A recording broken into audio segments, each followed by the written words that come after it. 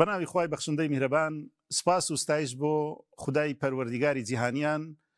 صلاة و سلام و درود و ڕەحەمات لە جانی پێشەوای مرۆڤایەتی محەممەد المستەفا صلی الله عليه وسلم ڕێز و شکۆ و ڕەحمەت و گەورەی لە سەحابەکان و هاوڵان و یارانی ڕەسوول الله صلی الله عليه وسلم و سەلامی خوای پەروەردیگاریش لە ئێوەی بەڕێز و خۆشەویست بێت بینەران و بیسەرانی بەرنامەی گفتوگۆ خۆشحاڵ و بەختەوەرم لەو بەرنامەیە بە ئێوەی بەڕێز و خۆشەویست گەیشتمەوە. لە تەوەرە و بابەت و باسی ئەو بەرنامەیەمان باز لە پێشوازیکردنی مانجی پڕخێر و بەرەکەتی ڕەمەزان دەکەین. ئایا بزانین مانجی ڕەمەزان چۆن بتوانین پێشوازیەکی شایستە لە مانجی ڕەمەزان بکەین و ئایا ئەو مانگەی کەوا خێر و ڕەحمەت و بەرەکەتە ئێمە چۆن بتوانین لایەنی ئیمانی و لایەنی ئیحسان و چاکەکاری تێدا بەرز بکەینەوە و ئایا بزانین ڕۆژوەوانان لە مانجی ڕەمەزاندا بە چ شێوازێک لایەنی دەرونی و لایەنی جەستەیی ئارام دەبێت و دەگەشێتەوە بۆ ئەوەی کەوا ئێمە یەکێک لە ڕوکنەکانی ئیسلام جێبەجێ دەکەین و ئایا کاتی ئەوە نەهاتووەکەوە دەست لە گوناح و تاوانەکان هەڵبگرین پڕێکی سپی بکەینەوە لەگەر خوای پەروەردیگار و هەروەها لە گوناح و تاوانەکان خۆمان دابماڵین بۆ ئەوەی کەوا خوای پەروەردیگار ڕەحممان پێ بکات. کۆمەڵێک پرسیاری تر لەو بەرنامەیەدا لەگەڵ هەل یەک لە بەڕێزان جەنابی دکتۆر شێرزاد عەبدولوەهاب زانا و باخواز و مامۆستای ئاینی دەکەم یاخۆ بەخێر بێی و هەروەها بەڕێز جەنابی مامۆستا فەتحی زراری زانا و مامۆستا و پێشنوێژ و تارخێن یاخۆ بەخێر بێت جەنابی مامۆستا. سپاستان دەکەم دەڵێم السلام عەلەیکم و ڕەحمەتوڵڵاه. السلام ورحمة الله وبركاته. سەرەتا ئەگەر لە جەنابی مامۆستا شێرزاد دەست پێ بکەم، ئایا چۆن ئێمە پێشوازیەکی شایستە پڕ بە پێستی مانجی ڕەمەزان هەوڵ بدەین کەوا پێشوازی لەو مانگە پڕخێر و بەرەکەتە بکەین؟ بەناوی خودای بەخشندەی میهرەبان، پێشەکی زۆر سپاسی بەڕێزت دەکەم، خوازای خێرت داتەوە و مشەڕەفیش بووم لەگە برای عەزیز و خۆشەویستم هەر مامۆستای منیشە بەخوای مامۆستا فەتحی بە خزمەتی گەیشتم و سپاسیش لە بۆ ئێوە خوازای خێرتان داتەوە کە لەو کەناڵە قشت و جوانەتان هاتمە خزمەتان. وەڵی مامۆستا ئەحمەدجان بەحەقەت بەرنامەکە کاتی خۆیتی و قسەکانیش کاتی خۆیتی بەڕاستی، یعنی یەک لە قیمەتی قسەی ئەوەیە لە کاتی خۆی دابکرێ و لە شوێنی خۆی دابکرێ. ئەو بابەتەی کە ئەو مەوزوعی کە هەرت بژاردێکە پێشوازێکی شایستەی مانجی ڕەمەزانە بەڕاستی دەبی لە ئێستاوە ڕابی. ئەمن حەدیثێکی زۆر خۆشی پێغەمبەری عەلەیهی سەڵات وسەلام بۆ هەموو بینەران و بیسەرانی بەڕێزتان دەخوێنمەوە کە بزانە پێغەمبەری خوا صلی الله عليه وسلم چۆن وەسفی ڕەمەزانی کردووە و چۆن هانی خەڵکی داوە لەگەر ئەو مانگەی بە جوانترین شێوە ئیستیقبالی بکەن و ئەو کەسەی ئەگەر ئەو ئیستیقبالێ لە ڕۆی لە دەست و چی بەسەردێ. تەمان ڕۆژێکیان پێغەمبەری خوا عەلەیهی سەڵات وسەلام تازە ڕەمەزان هاتبوو، فەرمووی ئەتاکم ڕەمەزان، ئەوە ڕەمەزان وا هات، شەهر و بەڕەکە، مانگی پڕ خێر و بەرەکەتە، یەخشاکم الله فیه، خوا داتان دەپۆشی لە ناو ڕەحمەت و میهرەبانی خۆی. پاشان چار خاصیەتی باز دەکات. سبحان الله، چار خاصیەتی ڕەمەزانی ئالەو فەرموویە ئێستا کە گوتی یەخشاکم الله فیه ئەو جارە چار خاصیەتی باز دەکەی. یەک دەفەرمێ فەینزل الرەحمە، یەکەمیشت ڕەحمەتی خوا دێتە خوار لە مانجی ڕەمەزان. ئەخە وەڵڵا ئەوە نیعمەتە، چکە ئینسان تەمەنا دەکە کاتێک و ساتێک لە خزمەت خوای گەورە دانیشی کە ڕەحمەت بێتە خوارێ. ئەوە یەکەم. پاشان فەرمووی وەیحوط الخەتایا، گوناح ڕەش دەبنەوە، گوناح هەر دەوەرێن. وەڵڵاهی ئەوە فرسەتەی زۆر عەزیمە. سێیەم دەفەرمێ وەیەستەجیب فیه دوعا، و دوعاش قبول دەبی. ئێمە چەند بە حەسرەتین کە دوعامان قبول بیتن. ئەوە خاڵی سێم. پاشان خوای گەورە ئەوە پێغەمبەری خوا عەلەیهی سەڵات وسەلام دەفەرمی وەینظر الله تعالى إلى تنافسكم فيه، دەفەرمی تەمەشای سیباق و منافەسەی ئێوە دەکە بزانین جیهانتان ئەو ڕەحمەت و بەرەکەت و میهرەبانی خوای گەورە بەدەست دەینن. ئەوجا فەرمووی وەیوباهی بکم المەلائکە. سبحان الله، لەگەڵ ئەوەی کە خوا تەمەشاتان دەکا ئێستا ئێوە منافەسەی جددی دەکەن و ئێستا باسی منافەسەکەی دەکەین بەڵێ. کە لەو مانگەدا هەموو چێ لێ خۆشببوونی خوای ڕەحمەتی خوای میهرەبانی خوای عەفوی خوای گەورە بەرەکەتی خوای گەورە بەدەست بینیتن لەگەڵ ئەوەشدا سبحان الله هەموو مەلائیکەتەکان خوای گەورە مەدح و سەنە ئێمە لایوان دەکات یوباهی یعنی خوای گەورە ئێمە هەر دەچێشی لە پێش مەلائیکەتەکان مەدح و سەنەی ئێمە دەکات لە پێش مەلائیکەتەکان منافەسەیە چییە؟ ئەو پاشان دەفەرمی فأروا الله من أنفسكم خيرا الله دفرمي خوتان بزوان بخواني شاندن فأروا الله في أنفسكم خيرا من أنفسكم خيرا خوتان جوان نشاني خواهي قوردن يعني عرضي خوتان كان بو خواهي قوربن خواهي أما هين أو عبدي كوا مشتاقي رحمتي تون مشتاقي لبردني تون مشتاقي أوان كوا بخزمة بقين مشتاقي أوان كليما خوش بي مشتاقي أوان بمان بيت بهشتي أو زفرموي فإن الشقي من حرم فيه رحمة الله فرمي بدبخت ماركاول أو كسيا كأوهم خير وبركته لقزتي كواتا ألي ربي غنبري خو عليه الصلاة والسلام كو ملق بهاي زور قورا شتي زور قوري بإيمان نشان ذاك لو مانقايا حيفا براسي إما أو مانقايا لقز بدن كواتا باشترين استقبال شايستترين استقبال أويا كأتو خود آمادكي يك أو رحمتي بخوت يعني حاصل كي و هرچی گوناح دای ماڵی و عەفوی خوای گەورە وەرگری سێ پاشان خۆت جوان نیشانی خدای رب العالمین بدەی چار ببیەس مەدح و جێی مەدح و سەنای مەلائیکەتەکان پێنجەمین خۆت لە شەقاوەت و بەدبەختی بپارێزیتن دا بەڕاستی باشترین شایستە ئەوەیە کە ئێمە زۆر دڵخۆش بین بەو مانگەی بەڕاستی دڵخۆش بین کە ئەو هەموو بەرەکەتە ئەو هەموو ڕەحمەتە دێتن چۆن ناسبنا ئەو ڕەحمەتەی چۆن ئیستیقبالی ئەو ڕەحمەتەی ناکەم چۆن دێنم لە قیسم بڕوا چێ دەڵێ ساڵێکی کە ئەمە دەژین چێ دەڵێ چەندەها کەس بەخوای پار ڕەمەزانی لەگەرمان بوو ئێستا ناو قەبرانە ئەرێ بەخوای محتاجی یەک دوعای ئیمن و ئوتووە زابۆیە بەڕاستی یەک حەدیثیت کە هەیە بزانی کە ئەو فرسەتەی لە قیز نەدەین دوو سەحابە پێکەوە هاتنە خزمەت پێغەمبەری خوا عەلەیهی سەڵات و موسڵمان بوون دوو سەحابە یەکێکیان شەهید بوو ئەویت کەیان پاشی ساڵێکی وەفاتی کرد شەهید نەبوو بە مردنی خۆی مرد یەک لە سەحابەکان لە خەودا دیتی هاتە خزمەت پێغەمبەری فەرمی یا رسول الله وەڵی خەونەکەم دیتی حەزم لێ بم تعبیرکەی فەرمی چییە گوتی وەڵی یا رسول الله بەبیری دێ فلان و فلان پێکەوە هاتن موسڵمان بوون دی بەڵێ گوتی بەبیری دێ یەکەشیان لەگە زەنابەت شەهید بوو لە خزمەتی ئیسلام و لە خزمەتی تودا شەهید بوو گوتی بەڵێ تی ئەویت کەشیان پاس ساڵێکی وەفاتی کرد بە مردنی خۆی مرد تی لە خەونێ دیتم ئەوی دووەم پێش شەهیدەکەی چۆ باشتێ ئێوە یا رسول الله ئەوە شەهید بووە خوێنی بە قوربانی ئیسلام و تو کردیە کو دەبی ئەوە پێشەوی بستە باشتێ فەرمی ئەدی ڕەمەزانێکی بەسە تێپەر نەبوو الله يعني سبحان الله كواتر رمضان اگر براسي استقبالك شايستي بكي دنكي تشندر دنكي بلاي الشهداء وبيش شهيدة كان جد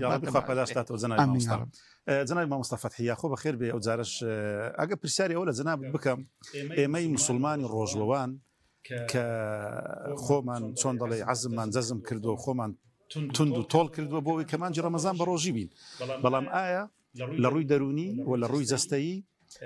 چۆن خۆمان لە بۆ ئامادە بکەین ماڵەکانمان چۆن برازێنینەوە بازاڕەکانمان لە چێوە دەست پێ بکەین مزگەوتەکان چۆن وا لێ بکەین کەوا لە پێشوازیکردنی خەڵکی ڕۆژەوان چۆن دەڵێ دڵی کراوە بێتن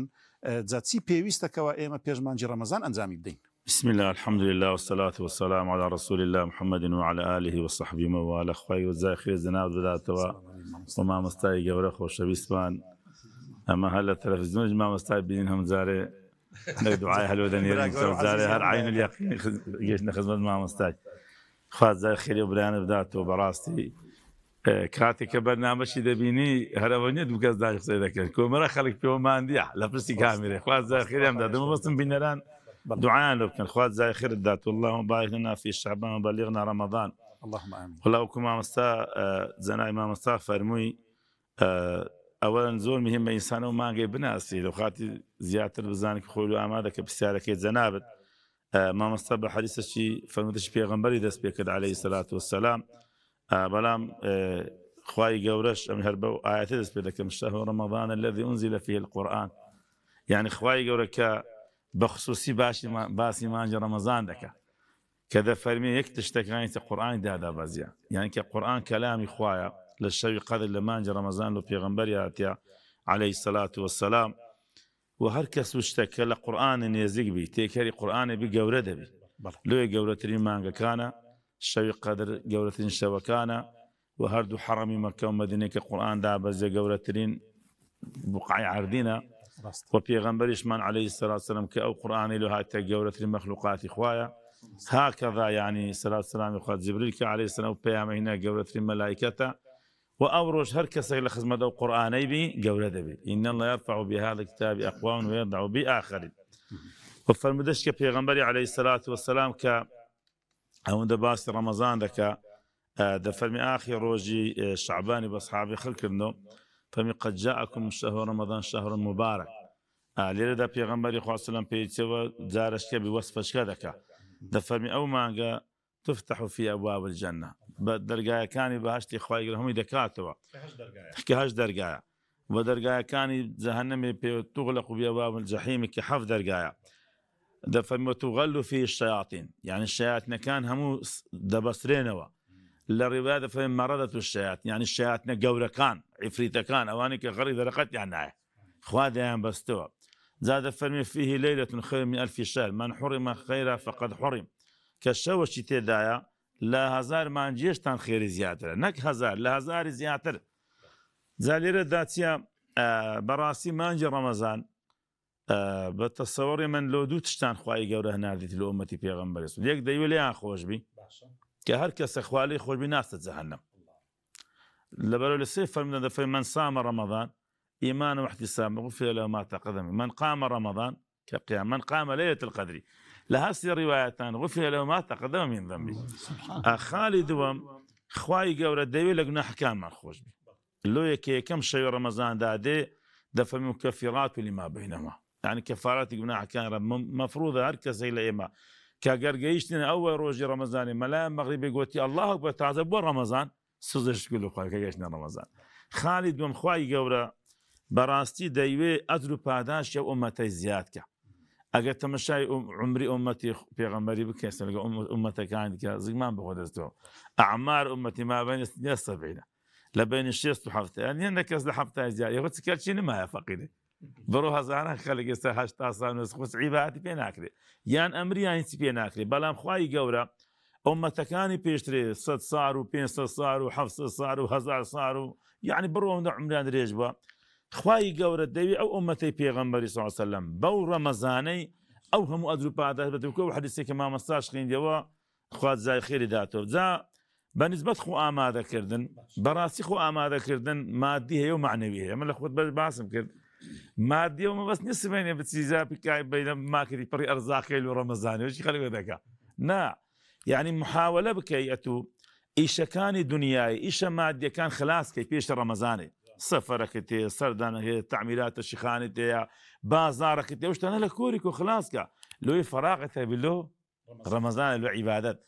خالد من خو آماده كردني معنوي لنا خوات وقوري أو مانجي بناسي أدرو هذا شماني والله إخوة لخلال آياتك كذا فمن يريد الله بكم اليسر ولا يريد بكم العسر بتنا كان رمضان هذه أزيتنا خوشة خوا سهل لإما دوي آسان لإما دويتن زالو إنسان براستي هم للآن الروحي وكالسلف الصالح شش مانك دما دعاء عندك اللهم بلغنا رمضان شش ما جي بان رمضان دعاء عندك تخواي أول رمضان بنسيب كردينا سكان من زورن في خوش نبني تسمع كده تسينك يا خوا بنسيب ما يكرديا خوا لي ما قبول كي يحيى كوري كثير دعاء اللهم سلمني لرمضان خوا تسمي رمضان مكي وسلم لي رمضان لهم السلامة كلو تشجنا حنبم وتسلمه مني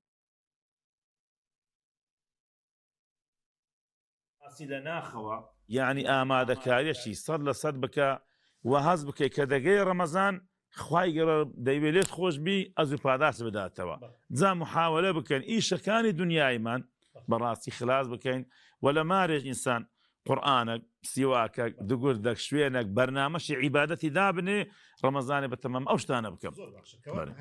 لا قصي كوتاي زناب الديم ولا زناب ما مستشير زاد دەڵێم لایەنە ئیمانیەکان لایەنە ڕوحیەکان چۆن ئێمە تەقوای خۆمان ئیحسان و تەواضعی خۆمان یعنی ئیثار لە مانجی ڕەمەزان ئێمە چۆن برەوی پێ بدەین چۆنی زیاد بکەین لەو بوارەیەوە. بەڵێ طبعا خوازي خير ما مستعد بداته يا ربي. طبعا مقامك لا مقامات عبوديات بين مقام إحسان بله. أهل التصوف وأهل السير والسلوك بين مقام مشاهدة ما شاء الله أعلى مقام عبودية الله. سنة بقات أو مقام وسط إنسان يبي السعي بك بقات أو مقام ذا ابن القيم الجوزي رحمة خالدي بالكتاب مدارج السالكين ده حفتاو وابزام حفتاو دو مقامي عبودية جمال ديا ككتابة إمامي هروية يوي شرح كرديا ذا مقصدم مقام إحسان مقام كذا بهمومان براسي حول بدين خمان بقينا قمة عبادة يعني لمقام إيمان يجبر استرا يعني بخوي أو مقامات عبودية بلا أو هذه دس بيدكي أو محاضرة شيء بناوي أو طريق الوصول رجاي جيشتن حفتها ودو حلقة باسم كلية بس عارف سارجي كده جاي أو مقامي يردو باريناك والله بكرتي همومان لسلمانا خمان حول بدين بقينا أو مقامي لبرسي سكوية كميشد براسي بقيت أو مقامة أو براسي تهم لزل ناسيني خواي قوردكي والله يعني الشعب القادر قيلاني دي فرمخوايا الحمد لله بيش أوي بخزمت بقم بخزمت الجيشتم يعني بيش أوي بما قيامته بدبينم هل الدنيا بخزمت كأنك تراه فإن لم تكن تراه فإنه يراك. مقامت يا وش زناب الفرمي وش اللي في غمريان برسي عليه الصلاة والسلام فرمي أن تعبد الله كأنك تراه طبعا ما نهتو أن بيبينين أدي تسبكين فإنه يراك أو دبيني ذا أو بيد مقام مشاهدة يعني أتو كأن عبادة كانت أنزام ددي ريك وبزان خوي قورد دبيني ويقين شد بي دبيني إن الله كان عليكم رقيبا مراقبة لسلمان دبان بينيتن ذا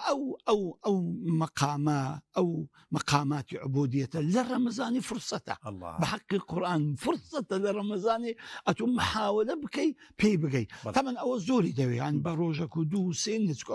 أو روجتني أو مقامات أنا بدلة ببينية بقلبه أو بريني أو مقامات أنا ذا يكمش لرمزاني كزوزو البيوسي إنسان بقاته أو مقامي پشمانية لقناح يو رمضان زي پشمانية لقناح ونيا دو توبة كردنا سيم تقوايا سارمين مراقبية ايتو لرمضان هم وانا موجودا براسي ديك واتو يك او مقاماتاني كبيويستا بو او بقيت مقامي احسان مقامي مشاهدة فرصتاتو لرمضان بيبري سواقاتو بيتو لرمضان خل قالب دا خود خصص السكي عبوديات ريكأتو لدوي رمضان شهد الروي رانا وصلي حتى بو مقاماتو بتام ولذته خوشي وبركتي او مقامات انا دقي زبو يقدر بياو صالح كان لي عم برسي تاع قربان اجر خوي قوره بردي خوي لبيني تو لبيني خوي لا بدا هيس ايمان زياده بفرمين خير سبحان الله لو هبا خويا مقامي مشاهده بو بيزناك اخويا قوري بردي لابدا لبري هم مشتيك مشاهدك ايتك لايتي خوي ناويك لناو كان يزواني خويا قوري يكوت تسبي بيسيبوي كبرد لابس يعني لا نسي لبوي براسي فرصتها اما بتوان لو رمضان ده بين سرسكي عبوديه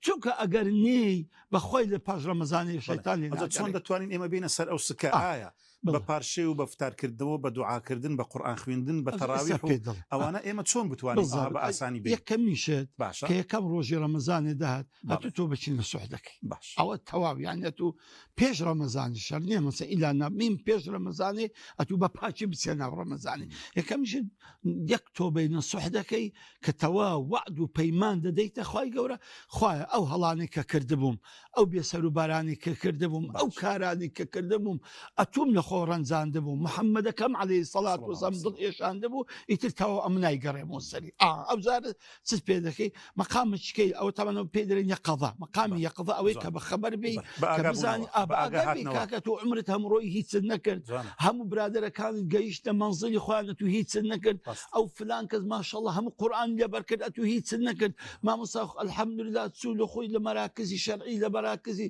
مدارس شرعية أو ندفير ببوت ملأتو هيت النكر خەڵک بزانە هەموو شەوێ هەردەسەوە شەو نوێژەکات و هیچ نەکرد تر مەسەن بە خۆت دادەچیەوە لەگەڵ مقارنەی برادرە باشەکانی دەکەی دەبینێت تو زۆر لە پاشی ئەو مراجعەی نەفسە و ئەو خۆ لە پێچینەوە ئەبزەبت ئەوە یەکسەر بەخەبەرت دەنی کە بەخەبەری هینا یەکسەر تۆبەی دەکەیت کە تۆبەت کرد ئەو زارە مراقەبە دەست پێ دەکات مەقام چاودێری بەڕاستی ڕەمەزانە چاودێری ئاسانە بەڕاستی ئاسانە لەبەر بەخۆ کەس گوناحی ناکەمان خەڵک خۆ لە غیبەتی دەپارێزی لە شەڕی دەپارێزی خەڵک بەخۆی حرامی ناخوا خەڵکانی کەوت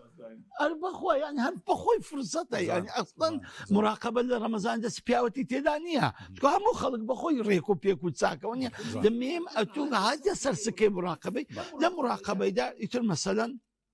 مراقبه لەسەر زارت دادنەی لەسەر چاوت دادنەی لەسەر دڵت دادنەی لەسەر دەستت لەکە قاتت لەسەر هەمووان دادنین کاکە ئەمن قبولم نییە ئێوە یەک گوناحی بکەن زامان مەسا حەسان بەنا هەزار ڕەحمەتی خوا دەبی کتێبێکی هەیە ناوی الدعوة والداعیە باسی ژیان نامەی خۆی دەکە کوی خوانی دروست کرد و چی بەسەرات تا پێش شەیبوونی تێدایە سبحان الله جا یەکێک لەوانە دەفەرمی لە بیدایەتی ئەمری خۆی لە بیدایەتی کە کو هاتە ناو حاڵەتی تەسەوف و تەسکیە نەفس دەیفەرموو لەگە مەزموعەیەک برادر تۆبەمان دەکرد هەر یەکی گولیسێکیمان لە قەدی خۆمان دە ئاران لەسەر پانتۆڕەکەمان نییە گولیسێکمان تێدا ئاران جار مەرحەلەیەکەم تاوان کەوی جوبەی لەبەر بووە دوای خۆی گۆڕی کردیان ئەفەندیە زا دەیفەرموو لە بن جوبەکەم گولیسەکەمانی شتێکمان دەبست دەستم لە گولیسەکەی گیر دەکرد ئەوها دۆگەکە بچبامە بازاری هەر شتێکم کردبایە دەگۆ لە بیرت نەسییا ئەتوعد و پەیمانە دایتەخوا جا ئەمەش کە لە ڕەمەزانی ئەو تۆبەی دەکەین دەبی بەردەوام لە بیرمامی کوورها لە بیرت نەچی لە ڕەمەزانی ئەتوو لەگە خوای گەورە سولحت کرد ئەتوو لە ڕەمەزانی لەگە خوای گەورە پێکاتیەوە ئەتوو لە ڕەمەزانێ چوویە خزمەت خودای گەورە نەکەی ئەتوو ئەو وعد و پەیمانانە بشتێنی ئەو زە پاشان هێدی کە ئەو مراقەبانە هەموو ئوستاز گیان کۆمەڵک عامیل هەیە کە دڵ بە قووەت تاوەکو دەگاتە ئاست و پلەی ئیحسان بەسەر یەک دەوانە کە زۆر ئەتوو ئیمانت پێ بە قووە دەبی شەو نوێژە شەو نوێژە دەکەی لە ڕەمەزانەوە نییە ئەو یەک دوو نوێژی بە جەماعەتە دەیکەی قورئانە دەیخوێنی زکرە دەیکەی سەدەقەیە دەیکەی مەزەن کەواتە ئەو عاملانەی کە پێویستە لۆ ئەوەی بگەی بە مەقامی ئیحسان هەمووی سوبحان الله لە ڕەمەزانێ فەراهەمە و ئاسانە خوا پاداشداتەوە جەنابی مامۆستا جەنابی مامۆستا فەتحی چی پێویستە لەسەر کەسی ڕۆژوەوان کە خۆی ئامادە دەکات بۆ مانجی ڕەمەزان بە ڕۆژووبی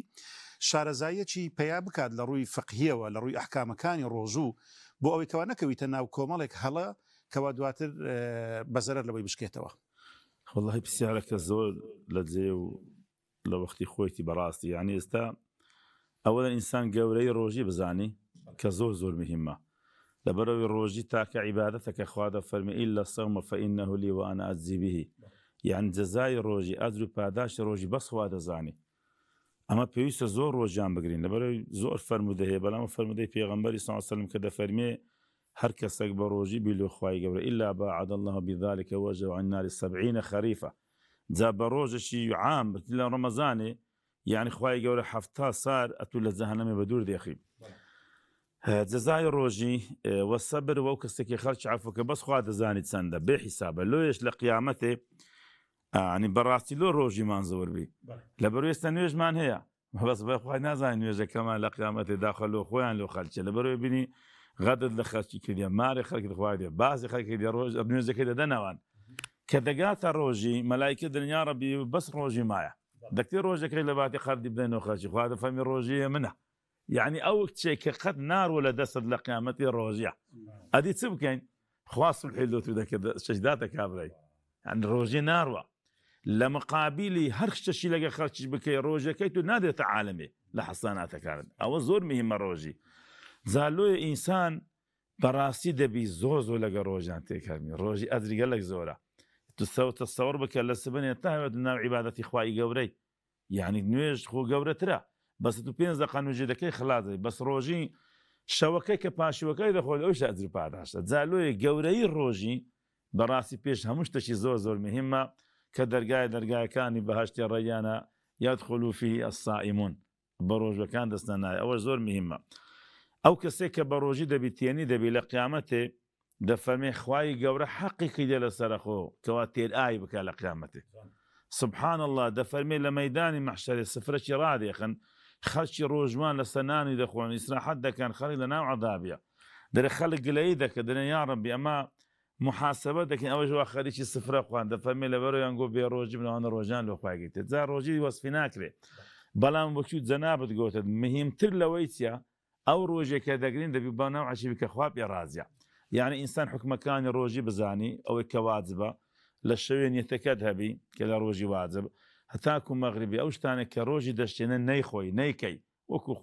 خواردنەوە و جەمع بوون و إلى آخره و ئەو شتانێکەوە مەکروهاتن لە ڕۆژی ئینسان نەیکە ئێ وەڵڵا حەیفە ئینسانی بە ڕۆژی لە خەلف و فەمی سامی ئەتیەب عند الله من الريح المسك ئەو بۆنەی لە دەوت دێ لە پاش نورانی لە بەرەوەی لە مەعیدەت بەتارە لەوێ زۆر لە زانایان دەفەرمو لە پاش نورانی سیواکی نەکە لەوێ ئەو بۆنە نەڕوە چکە ئەو بۆنە لەکن خوای لە میسی خۆشترە لە دەوت بێ یعنی سبحان الله بچی بە غەیبەت و ئاشک بە درۆ بە قسەی ناڕێک یعنی ئەوەی بکەی لۆی ئەو شتانێک کە مەکروهات و حرامی ڕۆژنە ئینسان نەیکاتن ئەوەیە خالشکە ئەو شتانێک کە سنەتن ئینسانی بە ڕۆژی بیکە و بیزانی مهمە قورئان خوێندن ذکر دوعا و پارانەوە تو تەسەوڕ بکە ئەو ئینسانە یعنی دەستا ڕێز مەلایکەتەکانی خوای گەورە کو مەلایکەت خواردن و خواردنەوەیان نییە یعنی شەهوەتیان نییە ئینسانی بە ڕۆژی ئەو هەلێ دێتن یعنی بەڕاستی دوایش نفس و شێتانە شتی لۆ ئینسان دروست دەکات جا سی ڕۆژی کو دەگیرێ کاکە سی ڕۆژ نەیەک ڕۆژە هەر ڕۆژە تا هێوارێتەوە ئەتوکات ڕۆژی دوامەت خۆ لە سەری ناگریەوە نانی دەخۆ خۆ سەمول ویسال نییە دوایە تەسەوڕ بکە هەندێک شتێم زۆر جار باز دەکەمە لۆ ئینسان هیمەتی بگری ئەمە لە کوردەواری هەمزاوەشی قاز و مریشی کوڕی دەبن لە سەهێلکەی قەنەعەت پێ بکات زاروێ سێ ڕۆژان لە سەهێلکەی هەرناسی دان و ئاوی ناخوا یەوە هەیە چار ڕۆژ لۆیە هەفتەشی هەرنەسی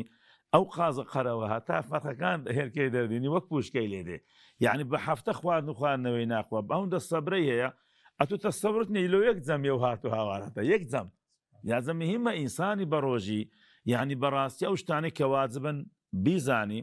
گەورەی ڕۆژی ڕەمەزان بزانی لەوەی پێدر خۆش بێت ئەو کەسانی کە دەیناسن زۆر مشتاقم بگەنە ڕەمەزانی بەڕاستی یعنی ئینسان مهمە کە بگاتە ڕەمەزانی زۆر گەورەی و مامۆستا حەدیسەکەی باس کرد ئەوە گەیشتە ڕەمەزانی ئەو شەهید بۆی لە گەیشتە ڕەمەزان لە پێش چۆ بەهەشتێ یعنی ئەوە مهمە زەلۆی ئینسان ئەحکامەکانی ڕۆژی وەکو گەورەی ڕۆژی واجباتی ڕۆژی بزانین ئەو شتانێک کە ڕۆژی بەتار دەکاتەوە یان ئەجر و پاداشی نایری نەیکەین و ئەو شتانێک کە سونەتە ئینسان لە کاتی بە ڕۆژی بیکە چەند مهمە ذیکر و قورئان ئەو خەڵکە لە چی ئەوانە فێر بیت ئایا بپرسید یاخود بە چ شێوازێک وا بکات ینی چۆن دەڵێ ئەو پرسیارانە بە وەڵامێکی تەندروست وەربگریتن پێش خوازای خرت داتەوە ئەلحەمدولە ئێستا وەسائل زۆرە و من داواکاریشم لەو هەموو ئیعلامە ئیسلامیەکان خوات زای خێریان بداتەوە کە بەڕاستی داوەکی زۆر گەورەیە یان ئەو هەفتە و چەند ڕۆژەی مایل و ڕەمەزانی زۆر تەرکیزکەنە سەو شتانێکەوە باسی ڕۆژی و ئەحکامی ڕۆژی و گەورەی ڕۆژی یان مامۆستا و داعی زۆرنەوە یەک خارجکە دەتان کتابی بە کوردی هەیە بخێنەوە دەتان پرسیار لە مامۆستایان بکەن دەتان متابعی ئەو پەیزانەکە کە باسی ئەو عیباتان دەکا یعنی هەموو ئەوانە چ دیتن چ سەمع چ محازەرات بی دەتانن خۆ لێ فێرکەن بەڕاستی زۆر زۆر مهمە ئەوە لەبەرەوەی کامە ڕەمەزانە چی بگریتی لێ قبول نەکرێ یعنی فایدەی نییە پاداش داتەوە بەڕێز جەنابی مامۆستا فەتحی بەڕێز جەنابی مامۆستا شێرزاد هێشتا لە پرسیارەکەی پێشتر تێرم نەخواری ئەوەندە بە تامت باز دەکرد پلەی ئەحسان بەو شێوازەیە ینی دەمەوێتن بە شێوازێکی کە پرسیارەکەی کو بڵێ تەقویە بکەم یان با بڵێم بە شێوازێکی دیکە بکەم ئێمە چۆن تەزکیەی نەفسی خۆمان بکەین لە نێو مانجی ڕەمەزان طبعا پاکردنەوەی دڵ و دەروون لە ژەنگی گوناح و لە عەقد و بغز زۆر مهمە لەبەر چی چونکە دڵ ئەگە پیس بوو و ئەگەر تووشی گوناح بوو نازانی گوناحی گسکە دڵ یەک عادەتەیە ئوستاد چونکە جێی ناسینی خوددایە و جێی نەزەری خودداشە سبحان الله هەموو گوناحەکانی گوناحی گەورن یعنی بزان خەڵک بالعکس سێگەس و ئێستا لاشەمان ئوستاز لاشەمان گوناحی گسکە و گەورەی دەکاوە نیە بەڵام دڵ نازانی گوناحی گسکە بکە هەموو گوناحەکانی گەورەنە وەکو کوفر نیفاق ڕیا شرك حسودي تكبر عجب او انا هم جناح اقدو بغض هم جناح قورنا هيج جناح قسكنا زانك لو سكو زي ناسين اخوايا وزي نظري خواشا ان الله لا ينظر الى اجسامكم ولا الى صوركم ولكن ينظر الى قلوبكم واعمالكم كوتا ما دام خواي قور لو بدنيتو تمش هي ضل الدكا براسي او ضل خاوين بي سوني خاين كي او اسابي ضل طبعا او ضل عاده بمرور الزمان انسان اقبي اقابو لي بيز بي مخواي توشي عقدو بغزو تكبرو رياء او انا دي براسي يعني توشي جناح او انا دي كجناح يجدك خطرك التي يك نقطه رش لصدني بيدان سبحان الله اقرشينك او ضل رشانك زوربو بحق القرآن ضل قابلي رش كرنوي هي بقى زي سبازك او ضل كرجبو كزوري ضل شبان رجبو اقاش مالين بدل ليس مثلا بسمع مسبت الضربه دسي خصمك ما دامري دايبينا قبر السنه بحق القرآن ودا زام ملك الموت بس وعائلي دا ناسي امنا ناسي هل اصلا كل دائم تسرجي كامل زيم او قبريه قد اشي رجل بيدم فلان كزمري دي اوه خالي خوش بي كاك تسرج بحق القرآن نابيتو باشا تسرج كذا ما مزا باشا ادي كاتا او درشي لو زياتر اوهم ايه نشانه وعظمتي خواي قوره دبينين اخذتو بشي ناكي ناقر انه ادرش بويت سيبي ضل زياده يعني براسي ضل ما نات بوش خواي يقول دفر كلا بل ران على قلوبهم ما كانوا يكسبون فعلا كاوتا او ضل نبي باك بكريتو والله ضل باك نكيتو او ضل ناتو ان برا خواي قوره برا رمضان فرصتي يكبو باك فرصتي يكمش او ضل دبي لو كوتو زنزيري كجناح بس تايتي ودبي ازادي كي سكاتو او ضل ازانك ناس وين بمقام احسان بقى يكمش او بو توبي او ضل خاوين دكي ونيا كاو ضل تخاوين كردوا يتر اوزا هاني او ضل ددي بتسي بزانا اجت تماشا كان رمضان بكي للسطو هشتاو سي حتى سطو هشتاو حفتي سورتي بقره خوي ورده فرم كتب عليكم الصيام كما يا ايها الذين امنوا كتب عليكم الصيام كما كتب على الذين من قبلكم لعلكم تتقون او يك او ايتي كم بينز ايتا هر ايتي اخري شتي زور مهمه جدا اياما معدودات او زاد فرميتن ان كنتم تعلمون كوات علمي تدا او زاد فرمي او ايه كامله نسيتها وايه سيم او زاد شهر رمضان الذي انزل فيه القران هدى للناس وبينات من الهدى والفرقان اخر كده فرمي لعلكم تشكرون او زاد ايه سارم ده فرمي احل لكم الرفث إلى نسائكم أحل لكم ليلة الصيام الرفث إلى نسائكم آخر لعلكم يرشدون أو آخر آيتكي نبيجوي دفرمي وإذا سألك عبادي عني فإني قريب أجيب دعوة الداعي إذا دعاني هتاكل لعلهم يرشدون أو آخر كذا فرمي أهل لكم ليلة الصيام الرفث إلى نسائكم لعلكم تتقون كواتا هدف رمضان بتقوى دسي بيكر بتقوى كوتايات تقوى علم شكر رشد تقوى يعني براسي انسان بو بينزي دقاتي براسي دقاتي تقوى اوي خذ ببارزي لقناح يعني براسي رمضان باش تنم فرصتك انسان خذ لقناح بارزي اقاتو سيروش سي شو قناح النكر كاكا والله حيبه باشان قناحي بكيوا بخور عن شرمة دوها باشان قناحي بكيوا أخذ تواوت اللي راحت السيروش هل بخوي تدريب سيروش كاتو سيروش تدريب الكتاوك عن اللي راحتي أو تقوى أو زارة علم زور قرينجا زور برو خواتسون ببي علم نابي كتوشي زندقة وزلالات بيسروا بريدة بي كواتا وكو أمام مصطفى فرمي أما خو ما شار زاكين لعلومي همو علومك نخل العلمي رمضاني بيويسي كان رمضاني خو شار زاكين لو الماني كبيستة عبادتي خواهي قوربا بشيوكي دروس أنزامي شكر لبرتي هاتنا موضوعي شكر لو سكبر هاستي هر فصدي خوايا كخواهي قوروشي ما مسافر من دوي ليت خوش بي دوي درجات برنكا دوي شوي ليلة القدر بقسمتك دوي بياني لنا وبهشتي برين أتو بحسيوا كوات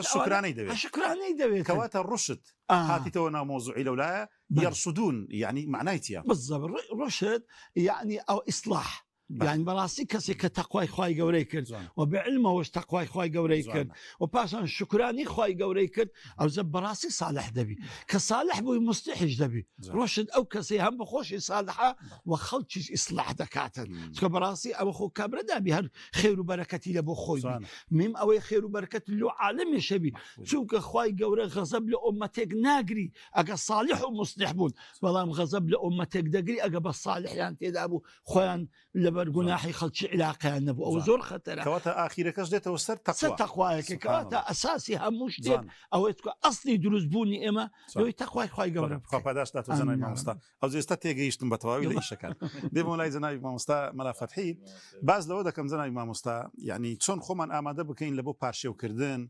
لبو بربانك لبو تراويح كان يعني لبو خير وصدقة قرآن خويندن يعني لبو همو كاريشي خير لبو تسون لبو مزگەوت نوێژەکانی جەماعات ئێمە لەو پێشوازیەدا چۆن بەرنامەیەکدا بڕێژین بۆ ئەو بابەتە سبدات والله جا هر إضافة للشخصية مامستاي هندك زورة كس هنا لو ما نجي رحمة وجورة يشخو عليه عن خوش نابي كم خوش بوش بريم أو زيادة علاقة بدري ويا أو كسي كوا مدمن الخمرة كالرمضان شهر وازد عارقي نايني زور الصفة براستي أو كسك عاقل والدينا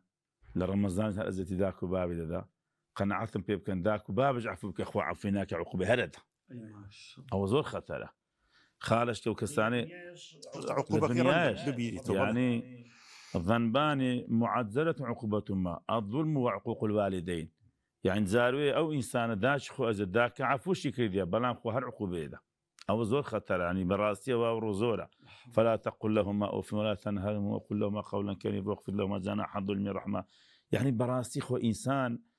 عبادتي خواي ذاك الوي بالوردبي يعني أو يك لو شتاني لو كساني خالش لو كساني كوا براسي قاطع الرحم لا يدخل الجنة قاطع الرحم حديث بيغمبري صلى الله عليه وسلم يعني براسي إنسان دبي بيش رمضان وكما مستاقوتي أو درانا زاري خاين كينو لو شتانا أو زبسنا ورمضان إنسان قسيلي روحهم لقداك بابا برايا خزمة خوشة يستا يباش يعني بسنيا يعني دو حالة يتو يعني حقي يا ناحقي أقرنا حقي ذبي بتسكني أقر حقي شي فمن عفا وأصلح فأجر على الله يعني أو بدي لرمضان فسته خارج لو كساني كمشاحنا يعني لقى مسلمان شي برايش خوي خصمي أو زوهنا وما سبحان الله يعني هذول ما مثل رمضان يعني إنسان تصور بك إنسان وكما مساقوتي بخودات نو زور مهمة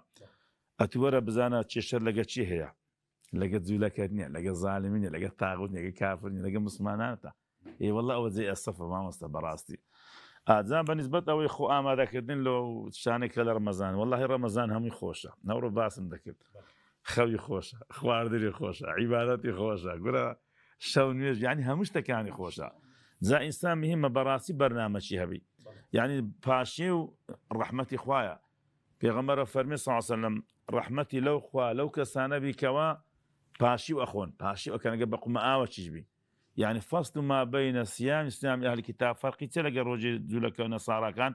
ده فرمي خوارني باشي خوارنك يعني أو باشي ويا أو يخالش كإنسان يعني بين باشا هم إنسانك برنامج داني لرمضان لو خوي لإستاوى باشي وان دخوم مغربان وفطار دكمو دسمني وجه كام هم بجماعات بي قرآنك بنت دري توز خورك ريبكات ودابني لماري تقول دشي دابني سواك شي بينا قتاس سواك نكرديا كل التسبيحة شي بينا لو ذكر التسبيحات والصلاة ولا سبيغمبر صلى الله عليه وسلم ريش الشبيرو مثلا سيد زنابته صلاة الضحى كان بكم اعتكاف كان بكم تراويح كان والشونيجا او ويتركي لقرا يعني داناني او برنامجنا لو رمضان زور مهم ما مست احمد بلام برنامج جيك لخالك كان لبرنامج كان او انسانه خلص برك بيان سيره براسي ديار كردني مزقوتك وامامك لو تراويح ولو وعظ كان عصرا لبرس ايوه هي مزقو زور الحمد لله وليدي لو مزقتنا انا وي ايوه هي هسي روج رمضان ديت الى غيبه ما وسطاك هاي خذ بيدريجا قراءتي تمام يا نيجي كرتان نيجي براكم خواز لو غيبتي بينا ابو لكنا من كاك لا ثانيش مزقفتين برو كما وصل نظام ديني برو الصحابي برو فلاني والله لا خذ من بعض كذا يعني براسي او زور خراب لنا وخل شيما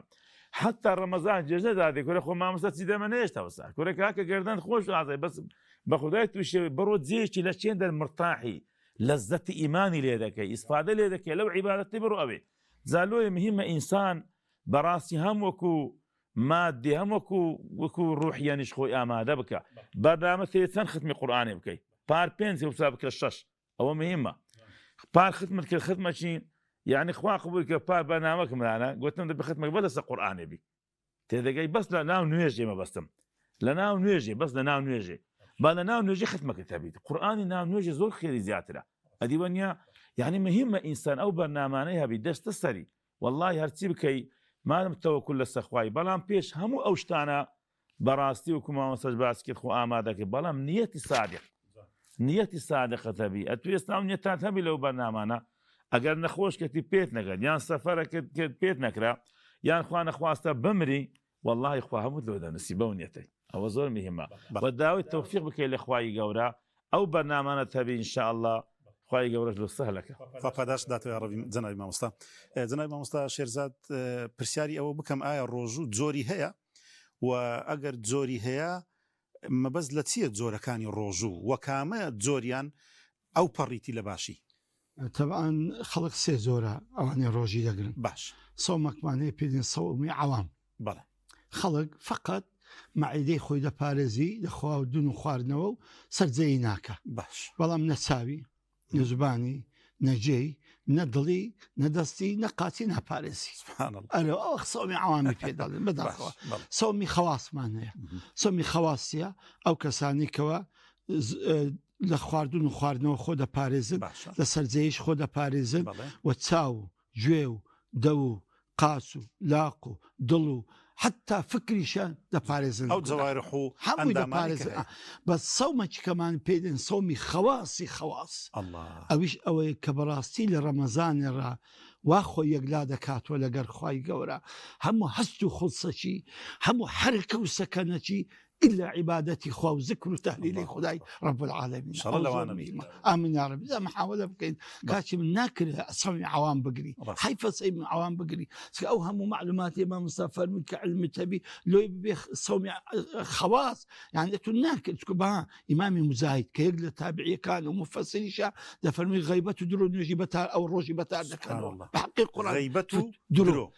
فتوى إمام مزايدة لو دفرمي هم أزرق يدبه تازل يعني كو خواردن و خواردنەوە ڕۆژی ئەوش دەشێنی والله ئەگەر ئەو فتوای بڵاو بکەینەوە نیوەی ئومەتی محەممەدی لێ دەرناسی کاچی من دێکەواتە ئەتو مادام دەتەوێت بگەی مەقامی ئیحسان دەتەوێت بێوە سەسکەی عبودیەت کاکە دەبی خۆت بپارێزی بەڕاستی دەبی ڕۆژێک بی شایستەی ڕۆژی بی ئەخە لۆ پێغەمبەر دەفەرمی عەلەیهی سەڵات وەسەلام ئەگەر یەک قسەی پێگوت ئینسان بەکە ئەحەدون ئەو قاتەلەک یەک جوونی پێدا سابعني جوونی پێدا یعنی کە ئینسان کە جوونی پێدەدرێ غير عصبي دبي ويان زونتي ناشاي سيبيداي يان دبي ذكرت بشر به فقل اني صائم كم بروجيم ام كو ازري خم باداشي خم بتار دكم وبدو كرام كو خم دي مرزتو كو زون ددم كو او دو بيزا كم بم او دوا بونا شي لي لك خوي خوجه بيسلينا قرم بو قد بيتن بزون وبقصي بيسلو بريتو وشرجناكم دستو قلبي خم دبا الروجي خواص والخواص زۆر تایبەتە با هەولی بۆ بالضبط أنا والله يعني براسي أجا بتواني أجا خواص والخواص براسي صالحانا عارفانا يعني بلا مستحيل أما كوكر دي كان أمر تتواني بكين مهم محاولة بكين براسي يك روجش عوام ك خۆمان لە خواردن و خواردنەوە سەرجەی پاشان ئی خەواز کە هیچ گوناح نەکەین خەواسی خەواز بین کە ئەو دڵە فقط لەو مانگەی خەریکی تەسبیحات و ذکر و تەهلیلی خوا پاداشتاتی ڕەبی کاتمان بەرەو کۆتایی دەڕوات جەنابی مامۆستا مانجی ڕەمەزان و لە پێشوازی مانجی ڕەمەزاندا ینی ئاشتی کۆمەڵایەتی ئێمە چۆن وا لێ بکەین کەوە دراوسەیەکان لەگەڵ یەکتر دوکاندار لەگەڵ یەکتر لە بازار تەنانەت حکوومەت لەگەڵ هاوڵاتیەکانی خۆی وا لێ بکاتن کەوە ئەو مانگە ڕەمەزانی لە پێشمانە ببێتە مای خێر و بەرەکەت و ڕەحمەت و ئاشتیەکی سەرتاسەری لە هەرێمی کوردستان ئینشاءالله هەروە دەبێت لە هەموو مسلمانانی دنیا خوای گەورە نەخۆش ناخۆشتان لەسەرلا بە وڵاهی تەبعاً خوای گەورە کە ئەو فرسەتینتە پێش ئەو هەموو تەبعاً ئەوەی کە ئینسانی تووشی خراپ دەکە دووشتە یەک نەفسە دوو شەیاتینەکانن جاخوای گەورە شەیاتینەکانەوە دەبەستەوە نەفسەکەش بە ڕۆژوشتی و ئەویش دەشتێتن یعنی دەستەمەوە دەبی تا ڕادەشی زۆر مهمە ئینسان یعنی بەڕاستی لەگە ڕەمەزاندا بگۆڕێ کە ڕەمەزاندا دێ یعنی قەناعەتم پێ بکەن وچی دەرەی کەون و کائینات دەگۆڕێ ئەوتە شەیاتین دەبەستێنەوە بەهەشت دەکرێتەوە دەرگایەکان ئاسمانی دەرگای یعنی ئەو بزانە کەون و کائینات گۆڕایە جا پێغەمبەر عەلەیهی سەلات وەسەلام ئەو ڕۆژە گەورە ئەو هەموو ئەجر و پاداشەی لە ڕۆژی کە بەس خوا دەزانی ئەجری چەندە لۆ دەفەرمێ ئەگەر کەسێک ڕۆژیە کەشی بشتێنی قومە ئاوە بداتێ یان شتەش بداتێ هەندیوی ئەجر دەگاتێ پێش ئەوەی بەبێ ئەوەی لە ئەجر و پاداشی توش یەویش کەم بیتەوە یعنی سبحان الله قەسبك ئاوەک ئەوە معنی ئەوەیە دەبێ ئینسان لایانی کۆمەلایەتی بە قووەت بکە قاتیع ڕەحم نەمینێ مشاحن نەمینێ مخاسیم ئەوە نەمینێ ئەزیەتی داک و باب یان ئەو شتانە نەمینێ بەڵکو نەک ئەوانە نەمینێ سۆک و بەخیل نەمینێ خەیری وەش نەک ئەوەش نەمینێ زائیدەن دەبی خێر و سەدەقات هەبی ئەتوەگەر لەگە جیرانەکەی هەتا ئێستا سەلام مەرحەم بەس کە تو ڕەمەزانێ هەدیە کرد لۆ برد قەسبە کرد لۆ برد مریشکە کرد لۆ برد خواردنە کرد لۆ برد 2 کیلۆ پاقلاوە دەکرێت 2 کیلۆ تورشی 1.5 کیلۆ لەوان ببەی یعنی بەڕاستی خۆی لە خۆیدا لایانی کۆمەلایەتەکەی بە قووەتەبی یعنی لۆیە بەڕاستی خوای گەورە پێغەمبەر عەلەیهی سەلات ئیسلام هەندە تەشجیعمان دەکە لەسەر مەوزوعی کۆمەلایەتی قەناعەت کە زۆر جار ئینسان یعنی نازانم دەرەوە چ ئەجرەکە پێغەمبەر عەلەیهی سەلات دەفەرمی ئەگەر بچم ئیشی مسلمانە چی لەگە جێبەجێ بکەم ئاین لەگەری بچم زات چەندی پێجێ لەکرم خۆشەویستە لەوەی کە مانگە چی لەو مزگەوتی خۆم اعتکاف کە مزگەوتی پێغەمبەر کە ڕەوزەی تێدایە کەمە مشتاقی پێ زەقا بگەینەوێ یە باش یعنی ئەوە ئیشی کۆمەلایەتیە هەر کەسێک نەخۆش بی سەردانی بکەی 7,000 مەلایکە دوعا لێ دەکەن یعنی تەسەوڕ بکە ئەو ئەجر خوای گەورە کە باسی متەقیان دەکا لە خلالی ئاەتەکە ومما رەزقناهم ينفقون جا لێرەدا چیە ئەو ئینفاق و خێر و چاکردن لەگە جیران و دۆست و حبابەکان واللهی محبەتی پێیا دەکە و ئاشتین لە بەیان دروستە بێت بەڕێز جەنابی مام مستەفا حیزراری پێشنیێژ و زانا و بانخوازی ئاینی سپاس دەکەم و هەروها زۆر بەڕێز جەنابی دکتۆر شێرزاد عەبدولوهاب خوای گەورە پاداشتان بداتەوە مادومان کردی سپاس بۆ وەڵامدانی پرسیارەکان